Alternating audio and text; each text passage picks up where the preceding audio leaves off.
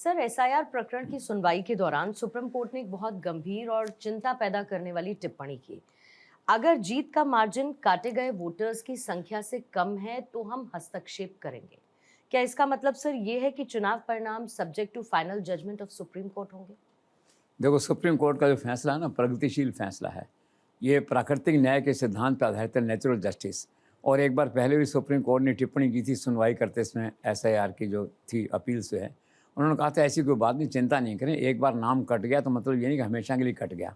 That means subject to verification, subject to amendment है, subject to modification है।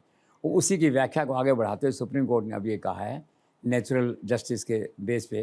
पिछली बार क्या हुआ था, 44 सीट्स ऐसी थी जिनमें जीतने का मार्जिन जो है कटे वोटों की संख्या की तुलना में कम था। तो इस बार भी ऐसे केसेस आएंगे वहाँ पे। तो ऐसे केसेस में क्या है, तो वो संकेत उन्होंने दिया है।